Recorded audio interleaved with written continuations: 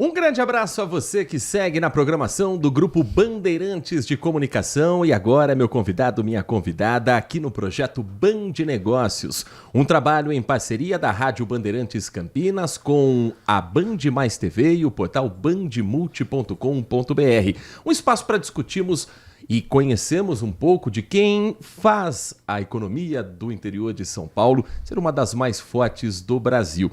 E hoje vamos falar sobre a força do mercado publicitário e o quanto isso continua sendo uma das referências também para Campinas. Nosso convidado aqui nos nossos estúdios, dentro do nosso complexo de comunicação João Jorge Saad, é o Fábio Ramos, CEO da Arpejo.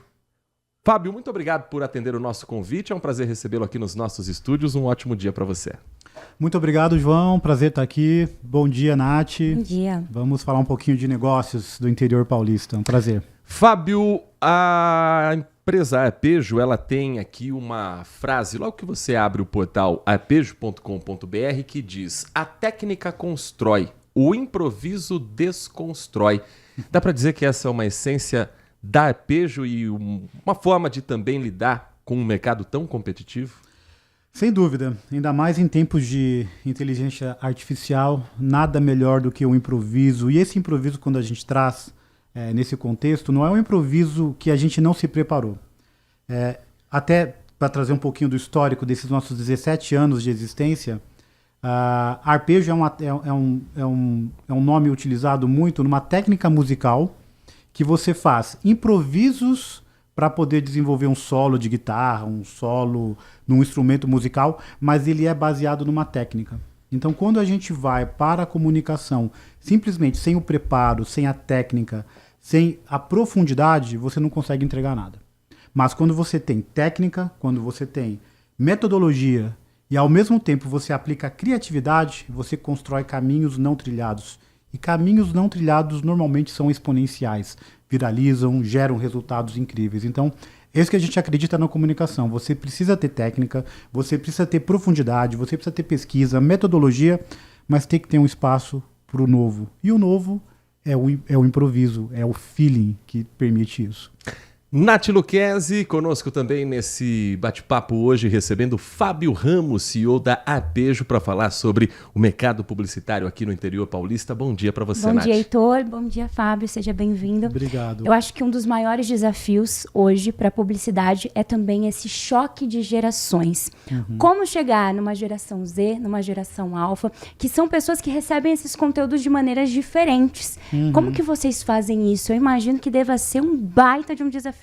É super interessante uma agência de publicidade porque a gente acaba tendo uma vastidão de gerações e também de segmentos atendidos. Então, de manhã eu estou falando sobre alimentos, à tarde eu estou falando sobre tecnologia, no final do dia eu estou falando sobre distribuição de energia e, ao mesmo tempo, também a gente acaba tendo que ter clusters diferentes de gerações que a gente precisa conversar. Então, nós temos as gerações mais novas, nas quais a gente precisa se debruçar muito em redes sociais, conteúdo relativamente curto, criar uma sintonia mais próxima. E é uma geração que até evita a publicidade. Eles não gostam. Tem uma filha de 13 anos e quando eu explico o que eu faço, filha, tá vendo aquelas propagandas que você vê no YouTube? Que você pula toda hora. Eu odeio essas propagandas no YouTube.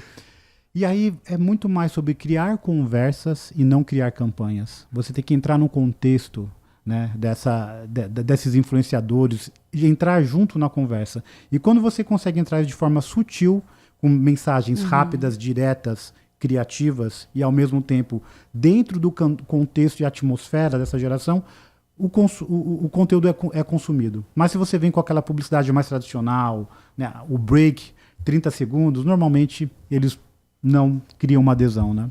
E se a gente pegar aqui a lista dos clientes que a Arpejo tem, são marcas conhecidas nacionalmente, mas de diferentes segmentos, de áreas completamente diferentes. Então você tem, por exemplo, Santa Massa, que é uma empresa que produz pão de alho, muito associada, por exemplo... Saborosíssimo, por sinal. Eu gosto, para falar bem a demais. verdade. Muito associada, por exemplo, à publicidade em transmissões esportivas em rádios no Rio Grande do Sul, por exemplo, onde a empresa é muito forte. Você tem Croquíssimo, que é um produto mais jovem, que a gente vê publicidade na internet. E você tem a DHL, que é um produto muito mais específico para quem trabalha com logística. Como saber em que meio de comunicação se encaixa cada uma dessas empresas para ter uma resposta eficiente para o seu anunciante? Legal, João. E pior que você foi preciso aí na sua análise. Santa Massa é um produto que está muito conectado ao churrasco, pão de alho. A gente, obviamente, que está muito presente nas gerações, em mídias que a gente acaba impactando as novas gerações, mas, de fato, existe uma boa parte da concentração da mídia que vai para as mídias tradicionais, porque é um produto que está muito conectado a esse público. Mas as empresas precisam se preocupar também com as novas gerações. Eu não posso ficar atento apenas ao meu atual público. Eu preciso construir novos públicos, né? Então, estamos presentes em redes sociais, a gente desenvolve projetos incríveis no YouTube, no TikTok, juntamente com essa marca Santa Massa, mas sim, estamos presentes com bastante frequência nas mídias tradicionais. Croquíssimo é um produto completamente jovem, que a gente está 80% da nossa força em mídias mais conectadas a essas novas gerações. Então, como que a gente faz esse estudo? Dentro de uma agência de publicidade, nós temos uma área de planejamento. Essa área de planejamento pesquisa e entende as características desse público, quais são as mídias que mais se aproximam e se conectam juntamente com esse público. E ao lado do planejamento nós temos os profissionais de mídia, que são as pessoas que normalmente se conectam com os veículos de comunicação. E esses profissionais de mídia vão entender a audiência, a afinidade daquele programa, daquele veículo, juntamente à marca, e aí a junção do planejamento estratégico mais a junção do planejamento de mídia, a gente consegue entender de fato qual é o melhor veículo, qual é o melhor programa para anunciar determinada marca. E é assim que a gente faz. E eu acho que essa afinidade vem também muito dessa tendência de humanizar as marcas, de trazer uma cara. Muitas marcas trazem, de fato, a própria cara do CEO e tudo mais, e outras trazem carinhas parecidas com os influenciadores, com os comunicadores. Como que você vê esse mercado, essa humanização? Você acha que isso é uma tendência a ser continuada? Sem dúvida. Ontem eu estava num evento da VTEX Day, um dos maiores eventos de e-commerce do mundo, uma empresa brasileira. E ontem eu tive o prazer de assistir uma palestra do Philip Kotler. Philip Kotler, para quem não conhece, é um profissional que é considerado o pai do marketing da era moderna. E a gente teve o prazer de ver uma palestra dele. E nessa palestra, um dos livros mais conhecidos do Philip Kotler, ele defende um modelo de comunicação que a gente chama de B2C e B2B. B2C é quando você conversa com o consumidor, business to consumer. Então você vai lá e fala com o consumidor final diretamente, que é o que a Santa Massa faz e outras empresas fazem. E tem o B2B, que é quando eu converso de empresa para empresa. Então a Arpejo está conversando com o grupo Bandeirantes, por exemplo. Certo. Então é uma forma de comunicação diferente, um pouco mais racional, não tão emocional. Cada uma tem as suas características. O próprio Philip Kotler, que é uma das pessoas que desenvolveu essa metodologia de comunicação, ele está abolindo isso e trazendo o H2H, que seria Human to Human. É pessoas conversando com pessoas. Menos campanhas, mais conversas. Então, de fato, a humanização é algo que vem crescendo demais. O próprio Philip Kotler, que era um defensor de uma comunicação mais quadrada, hoje ele vem com esse lado mais humano. E o lado mais humano é você se conectar com influenciadores, criar conversas com eles. Eu acho que esse é um caminho muito legal. A gente também, no próprio VTEX Day, a gente teve a presença do João Adib, que é o CEO da CIMED, e ele faz exatamente esse lugar. Ele se colocou como rosto, como principal influenciador da marca, ele é um evangelizador dos produtos da CIMED, e isso gerou um resultado exponencial. A CIMED saiu de 32º lugar na posição das farmacêuticas e hoje ocupa a 3ª posição, muito por essa humanização. Então a comunicação tradicional ela é extremamente importante, mas a humanização ela é fundamental. É o que eu estou tentando fazer na minha própria empresa também. Estou aqui com um videomaker hoje, produzindo conteúdo humano para criar uma cara, para criar um padrão mais humanizado para as nossas marcas. Nós estamos conversando com Fábio Ramos, CEO da Arpejo. Agência já há quantos anos no mercado, Fábio? 17 anos de muita luta, muitas histórias, muitas campanhas boas. A gente começou numa cidadezinha pequena aqui em Artur Nogueira, mas depois de 2, 3 anos a gente percebeu que era necessário estar num grande centro. Sim. Campinas é uma referência na publicidade nacional. Acredito eu que esteja entre os top 5 maiores mercados de publicidade, e a gente entendeu que para crescer, para se desenvolver e fazer a agência ganhar um renome nacional, era importante estar aqui, e deu certo. E o que faz de Campinas ser essa referência, na sua opinião? Olha, Campinas, primeira densidade demográfica, né? Então, quando a gente fala da RMC, a gente tem um grande volume de pessoas aqui. Então, acho que estamos aí batendo 4 milhões de habitantes na nossa região. É um polo muito conhecido o polo tecnológico. Então, a gente tem, de fato, empresas aqui que fazem a diferença nacionalmente e mundialmente também. Nós temos um varejo muito forte também, que eu acho que isso movimenta muito a economia. E acho que também a parte de indústria, né? Nós temos muitas indústrias instaladas na nossa região metropolitana de Campinas.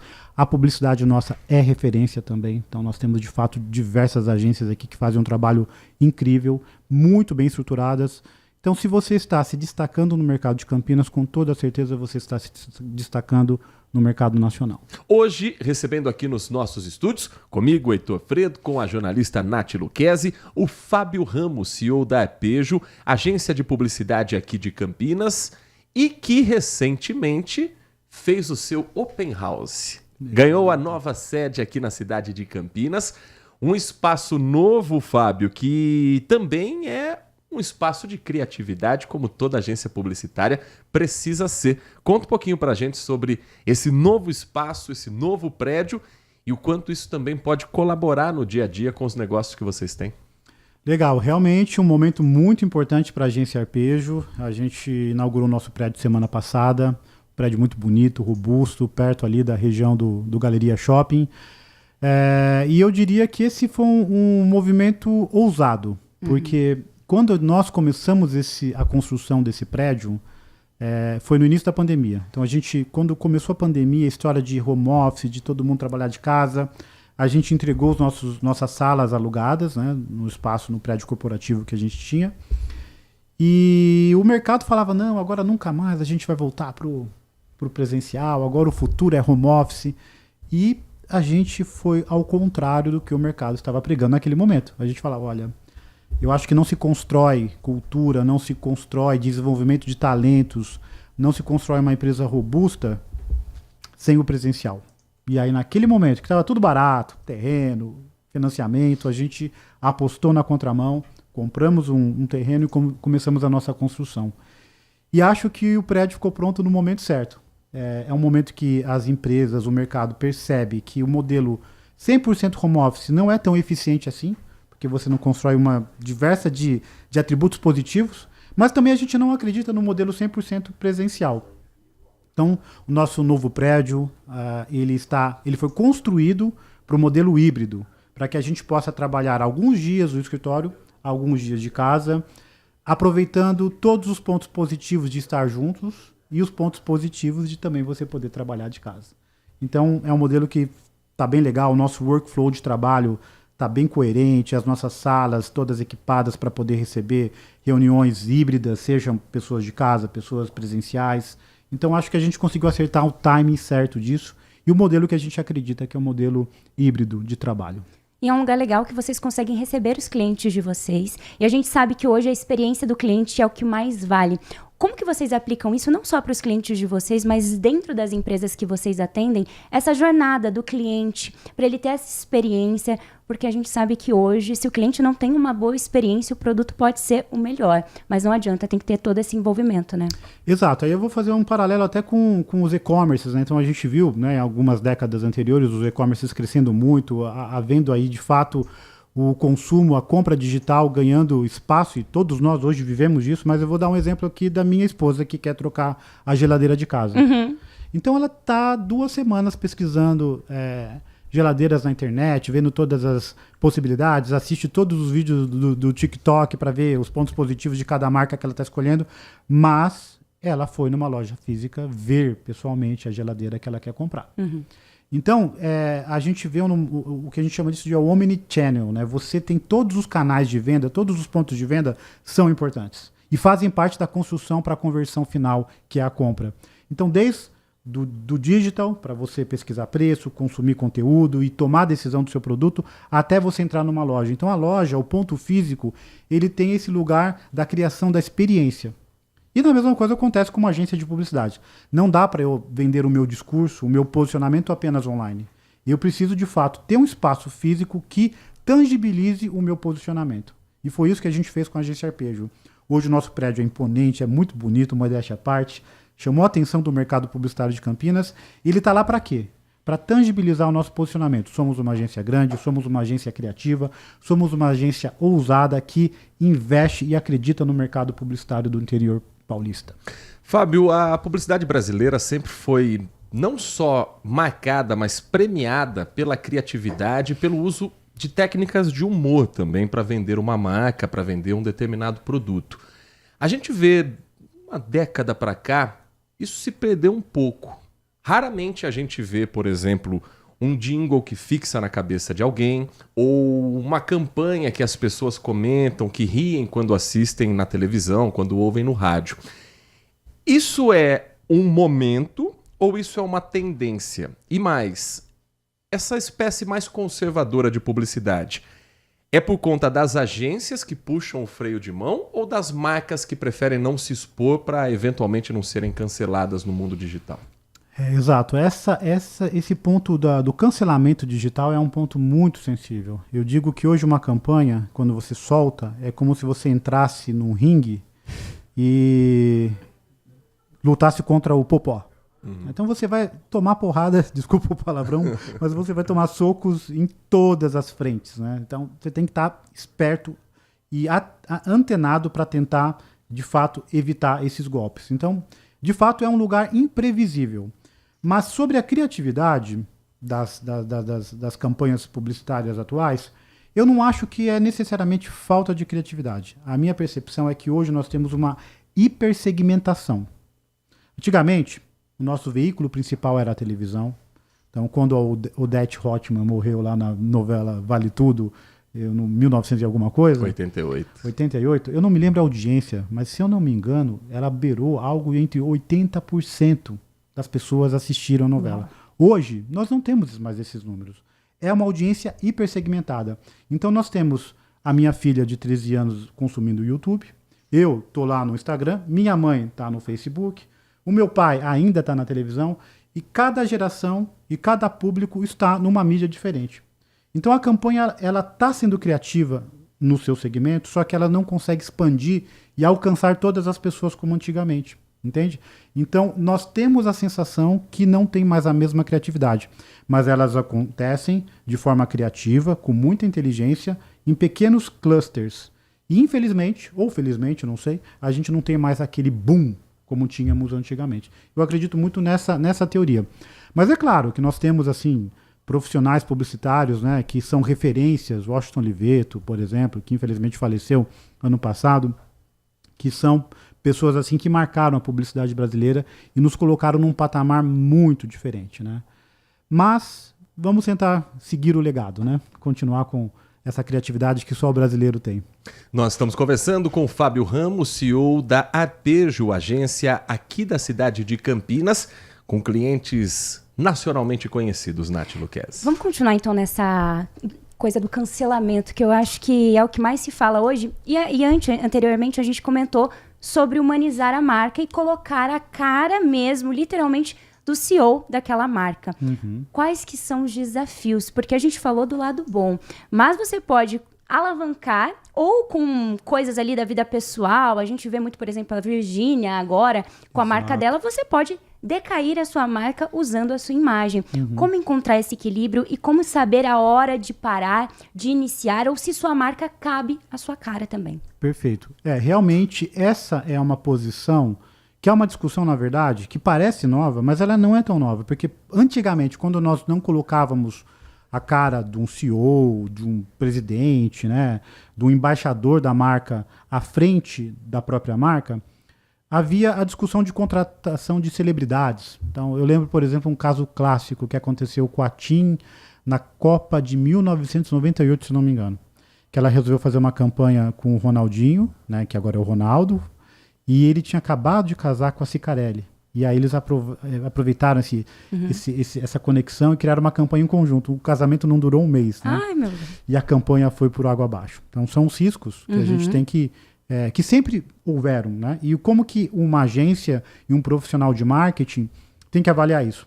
Tem que, de fato, analisar historicamente qual é o perfil desse influenciador, dessa celebridade, se de fato ele se encaixa efetivamente com os valores da empresa e correr riscos.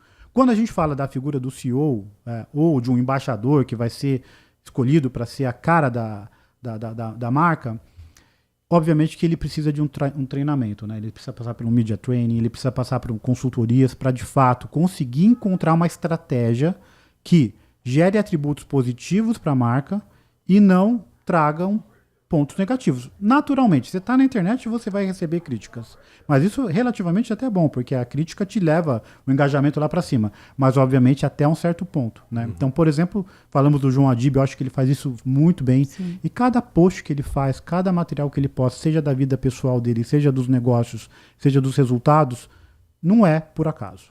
Houve um planejamento, houve uma estratégia. Então, a dica que eu dou para as pessoas que querem colocar a sua marca, a sua figura à frente da marca ou ao lado da marca é planejamento e estratégia. Nada por acaso. Porque se você postar simplesmente pelo orgânico, tô aqui, vou fazer um post, você pode correr o risco de ser cancelado.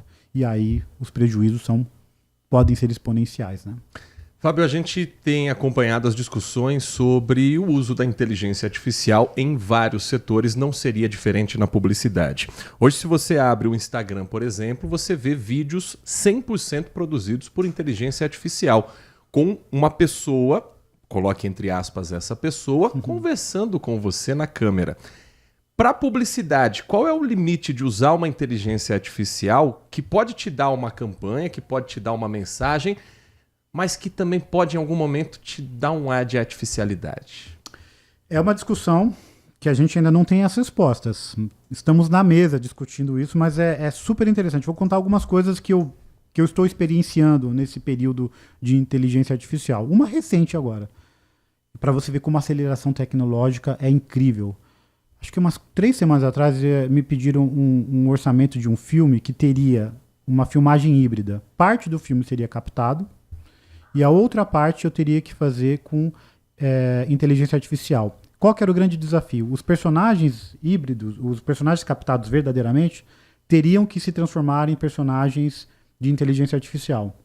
Então, havia essa dificuldade de executar.